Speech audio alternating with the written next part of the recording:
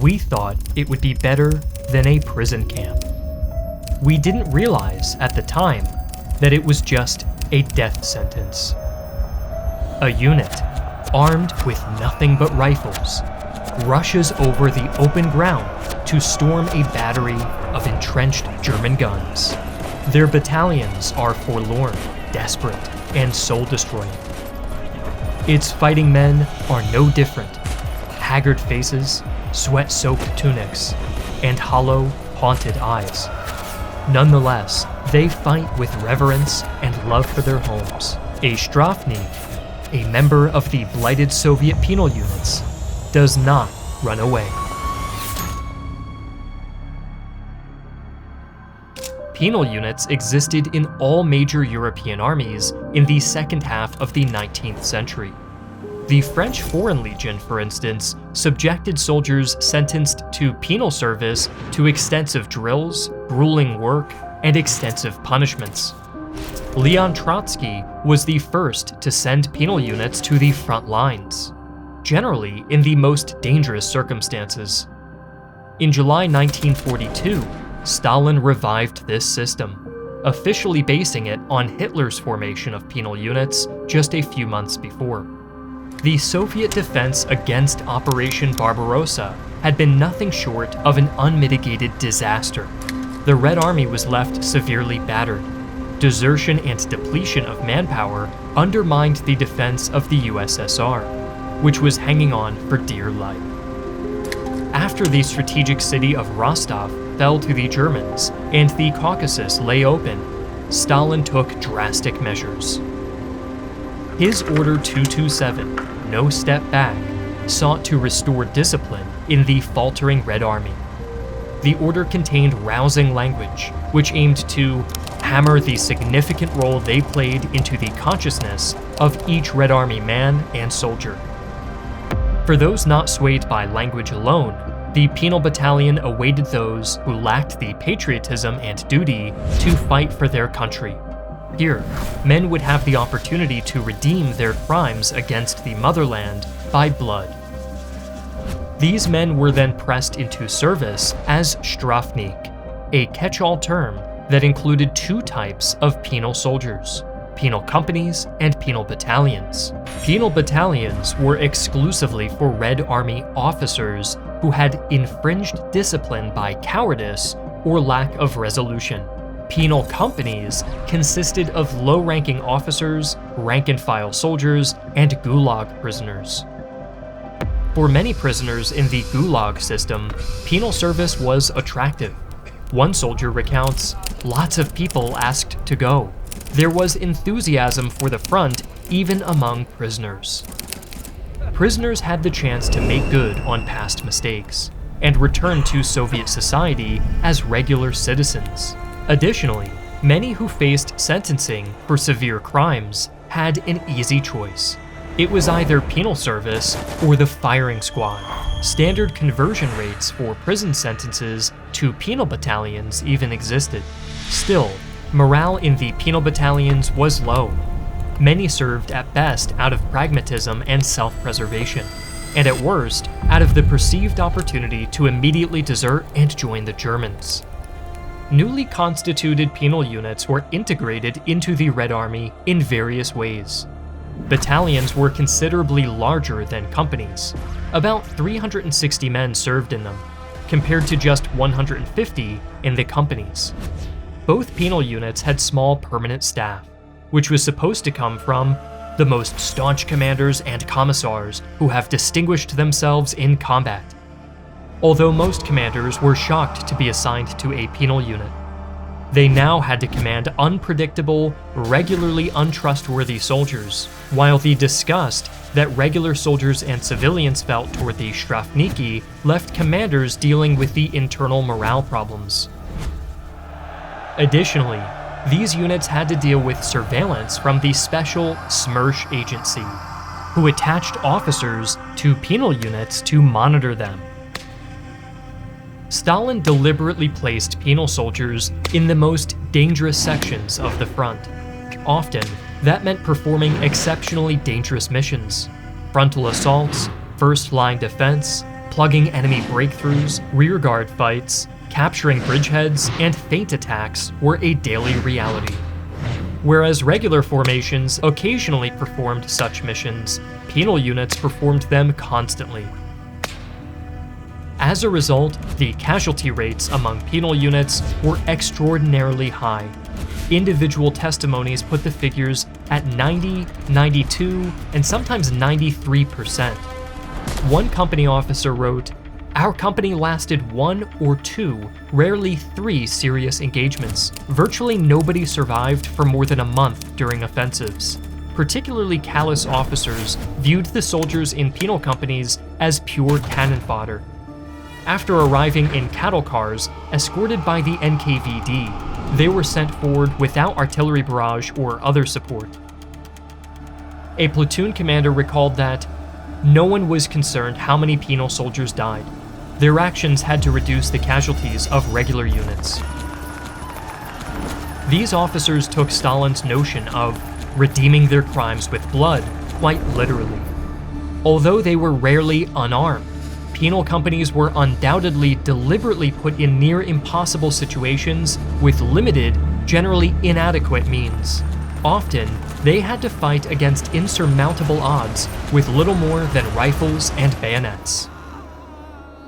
Commanders also varied in their levels of callousness.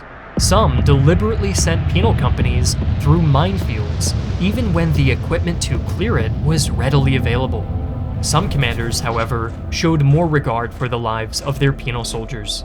They recognized that many of these men didn't deserve the punishment they'd been given.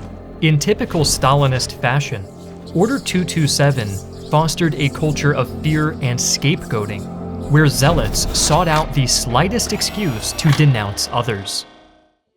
Before we continue, I want to take a moment to thank the sponsor of today's video, Praesidus Watch Company, makers of remarkable military-inspired timepieces that aren't just styled to look vintage, but are genuinely rooted in history.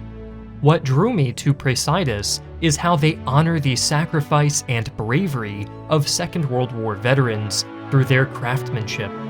These watches aren't just tributes, they carry history.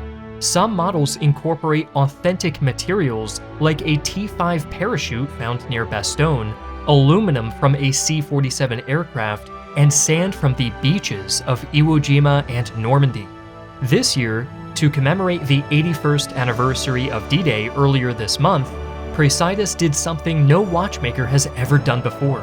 They developed a tribute watch collection using watch cases submerged in the very waters of Utah Beach, to be aged by time and the elements, and recovered, symbolically, on June 6th. This batch of watches won't be polished. Instead, they've been slowly marked by the very same salt, sand, and tide that washed over the soldiers' gear. This process of waiting and exposure to the elements is a quiet but powerful tribute, symbolic of the hours those soldiers spent waiting and exposed on the shores. This limited collection is available now, but once gone, it's gone. If this piece of living history speaks to you, use the link in the description below and secure yours today. Soldiers were punished for minor infractions, one for complimenting a German machine gun, another for preparing a poor meal, and even a decorated officer for failing to return the rations, food and vodka, issued for a soldier killed on an important mission. Civilians weren't spared either. A factory engineer was sentenced to penal service for simply being late to work. Though penalties were officially meant to be individual, Stalin ordered collective punishment in at least one case. After the 214th Cavalry Regiment lost its banner in combat, the entire unit was converted into a penal formation. Penal units were subjected to intense disciplinary measures. Any Strafnik who was found guilty of self-mutilation or desertion was subject to summary execution. One of the most famous disciplinary measures was the implementation of barrier units, which operated in the rear of penal units. They were ordered to shoot in place panic mongers and cowards, and thus help the honest soldiers of the division execute their duty to the motherland. Barrier units were not a new concept to the Soviets, having first been created by Trotsky during the Russian Civil War. Order 227 simply revived them. Unlike their predecessors in the Cheka, these new barrier units were generally composed of NKVD troops, who remained behind the front line to prevent unauthorized retreats. Memoirs of penal companies paint a haunting picture of these barrier units. They were forced to run forward towards certain death, or forced to stay put while facing certain death, with guns pointed at them from both the front and the rear. These troops became the only ones during the entirety of the Second World War to, on a large scale, fire at their own comrades. Nonetheless, these blocking units were relatively rare compared to the total size of the Red Army. Many veterans claim they never even encountered blocking units, especially those who served in the penal battalions. After all, not all penal units fit the mold of poorly trained cannon fodder with outdated rifles in their hands and modern ones behind their backs. It's important to remember that the penal battalions were entirely made up of demoted officers who were generally among the most highly skilled and highly motivated units in the entire Red Army. Generally, they were well supplied in rations and arms, and would only be used on key sectors where the risks and the potential gains for the front commander were massive. These officers were especially motivated because when they got out of penal service, they would be restored to the regular army with their ranks fully intact. Given their high morale, Soviet commanders bestowed a lot of trust on penal battalions.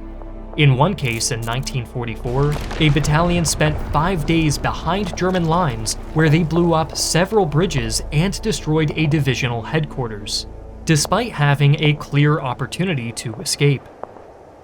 Soviet penal forces were not just limited to the army. In the Navy and the Air Force, soldiers and low-ranking officers were also sentenced to penal service. These soldiers sometimes barely knew how to fire a machine gun or hold an anti-tank rifle when they were sent to the front. Many of these soldiers ended up in the army, but specialized penal squadrons were also organized, like in the Soviet Air Force, where the Special 157th Fighter Aviation Regiment commanded 64 penal pilots until spring of 1943. Like the Army, casualty rates among penal pilots were outrageously high. One pilot recalled how during the Battle of Stalingrad, the squadrons were sent to the most dangerous places, to the Volga Bridge crossings, to airfields and enemy tank concentrations. Only penal squadrons were sent to attack these targets. Despite difficult missions, Strafnik pilots performed remarkably, shooting down more than 400 aircraft in half a year. As you might be thinking, penal units varied greatly in how efficient they were. Some used specialized soldiers, like pilots and gunners, who performed very well. In the air, these men were highly effective. On the ground, however, Soviet command wasted valuable Strafnik troops as cannon fodder in the regular army. The specialized officer-based battalions were undoubtedly more effective for the success of the Red Army, simply because its ranks were made up of far more seasoned soldiers. Although their lives were valued cheaply, the presence of penal units in crucial battles like Stalingrad and in Berlin indicated their significance. But aside from their military effectiveness, penal battalions were also notable for their war crimes. Many Strafniks came from prisons, and quite a few of them were there for a very good reason. Atrocities among these units weren't uncommon, especially when it came to enemy POWs. For example, one officer reported in his memoir how one penal soldier bayoneted 15 prisoners in cold blood. The perpetrators were rarely punished.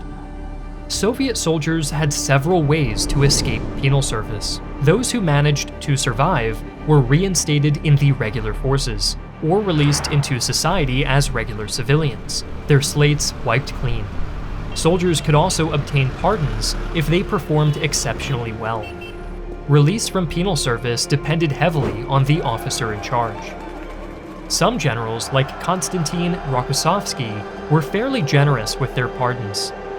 In instances like this, an entire battalion was pardoned for heroism after a successful raid on the enemy's rear, despite suffering minimal casualties.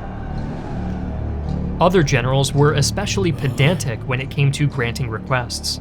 Pavel Batov, who commanded the 65th Army, believed penal soldiers deserved their plight, even when he was forced to sign a pardon.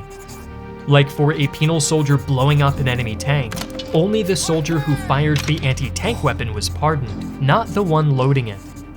The most common way to get out was through an injury.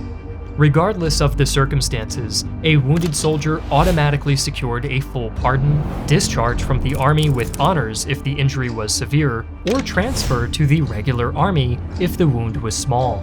Logically, some soldiers tried to use this way out by mutilating themselves. If they were caught, they would either be executed on the spot, or, if the wound wasn't too severe, serve additional terms in their penal unit.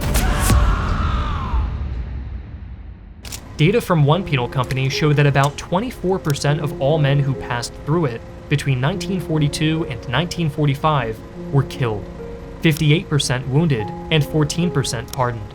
Only 3% were released after they served their terms, and another 1% ended up missing or deserting. After their release from penal service, the soldiers could, and did, get decorated. Although they received fewer and lower-ranking decorations than regulars, one soldier, Vladimir Karpov, received the Hero of the Soviet Union, the highest Soviet decoration. Many decorated soldiers continued to serve in penal units until they were wounded or killed. Only in the officer-comprised Special Assault Battalions was a decoration a way out. By 1945, at least 1.5 million men had served in penal units, across 15 battalions and over 300 penal companies. For most, their liberation came at the cost of a grave injury, death, or the abolition of the penal system after the end of the war.